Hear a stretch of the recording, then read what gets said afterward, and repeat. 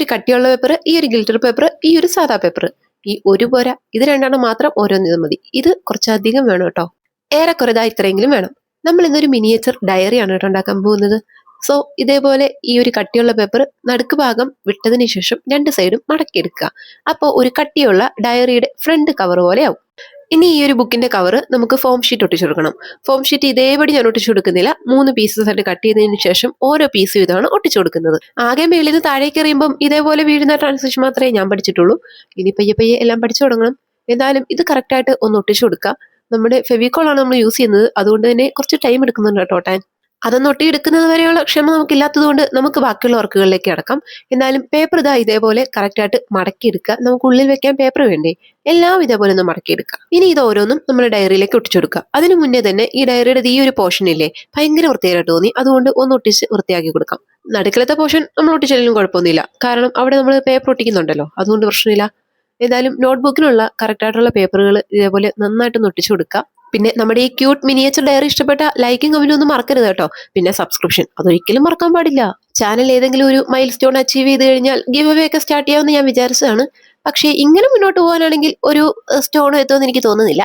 എന്തായാലും നിങ്ങൾ കട്ടക്കെന്ന് പിടിച്ചു കഴിഞ്ഞാൽ നമുക്കൊരു ഗീവ് അവേ ഒക്കെ ആയിട്ട് മ്യൂച്വൽ കോൺടാക്റ്റിൽ അങ്ങ് പോകാം. ഗ്ലിറ്റർ പേപ്പർ ഇല്ലാന്ന് വെച്ചിട്ട് ആരും ഈ ഡയറി ട്രൈ ചെയ്യാതിരിക്കൊന്നും വേണ്ട കേട്ടോ. നമ്മൾ സാധാ വൈറ്റ് പേപ്പറിൽ ഒരു ഗ്രിഡ് പാറ്റേൺ വരച്ചിട്ടാണെങ്കിലും ഇത് ഒട്ടിച്ചെടുത്തു കഴിഞ്ഞാൽ അടിപൊളിയായിരിക്കും. അത് കവായി വൈബ്, ഇത് വേറെ ഏതോ വൈബ്. ഡയറി ആകുമ്പോൾ ഒരു ലോക്കൊക്കെ വേണ്ടേ. സോ ഫെയറി ലൈറ്റിന്റെ ഈ ഒരു സാധനം ഒടിച്ചെടുത്ത് ലോക്കിൽ ഒട്ടിച്ചു വെച്ചു. ഇനി ആ ഗ്ലിറ്റർ പേപ്പറിന്റെ ആ തള്ളി നിൽക്കുന്ന പോർഷനിൽ ഒരു കൂട്ടിയിട്ട് കൊടുക്കുക. അടിപൊളിയായില്ലേ? ഇനി നമുക്ക് ഇത് ഇച്ചിരി കൂടെ ഒന്ന് ക്യൂട്ടാക്കിയാലോ? നമുക്കൊരു കിറ്റി വേവ് പിടിക്കല്ലേ. അതുകൊണ്ട് 2 ചെവികൾ ഉണ്ടാക്കി കൊടുക്കുക, ഒരു മൂക്ക് വെച്ച് കൊടുക്കുക, ഒരു വാല് വെച്ച് കൊടുക്കുക. കഴിഞ്ഞു. പിന്നെ ഇതിനു മുമ്പ് ഞാൻ പറഞ്ഞിട്ടുള്ളൊരു കാര്യമാണ്, ക്രോഷേ ഇപ്പോൾ ഭയങ്കര ട്രെൻഡിങ് ആണല്ലോ. അത് ഓൾവേസ് ട്രെൻഡിങ് ആയിരിക്കും. കാരണം പ്രത്യേകിച്ച് ജോലിയൊന്നും ഇല്ലാത്തവരാണെന്നുണ്ടെങ്കിൽ നമുക്ക് നല്ലൊരു വരുമാനമാണെന്നേ ഈ ഒരു സാധനം പഠിക്കുന്നത്. അതുകൊണ്ട് നിങ്ങൾക്ക് ഇത് പഠിക്കാൻ ആഗ്രഹം ഉണ്ടെങ്കിൽ നമ്മുടെ വേറൊരു ചാനലിലൂടെ ഉണ്ട്, ക്രോഷേ വിത്ത് ലവ് എന്നാണ് പേര്. ഏതായാലും ചാനൽ ലിങ്ക് ഞാൻ ഡിസ്ക്രിപ്ഷനിൽ കൊടുത്തേക്കാം, ഒന്ന് ചെക്ക് ചെയ്ത് വെക്കാം. ക്രോഷേ പഠിക്കാൻ ആഗ്രഹമുള്ളവരും ക്രോഷേ കാണാൻ ആഗ്രഹമുള്ളവരും എല്ലാവരും അവിടെ കമോൺ, നമുക്ക് അവിടെ കാണാം. അങ്ങനെ നമ്മുടെ മിനിയേച്ചർ കിറ്റി ഡയറി റെഡി ആയിട്ടുണ്ട്. എന്തായാലും ഈ ഒരു നോട്ട്ബുക്ക് നിങ്ങൾക്ക് ഇഷ്ടപ്പെട്ടാൽ ക്യൂട്ടാണെന്നുണ്ടെങ്കിൽ ഒന്ന് കമന്റ് ചെയ്യണം കേട്ടോ. ഇത് എൻ്റെ ആദ്യത്തെ സംരംഭമായിരുന്നു. അതെന്തായാലും ഞാൻ ഭംഗിയായി നിർവഹിച്ചു എന്ന് വിചാരിക്കുന്നു.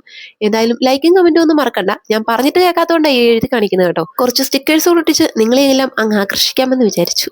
നമ്മുടെ കിറ്റിയുടെ മൂക്ക് തെറിച്ചു പോകുന്നത് കണ്ടവരുണ്ടെങ്കിൽ ഒന്ന് കമന്റ് ചെയ്യണം കേട്ടോ. എന്തായാലും അടച്ചപ്പോൾ ഞാനത് തിരിച്ചെടുത്ത് വെച്ചു.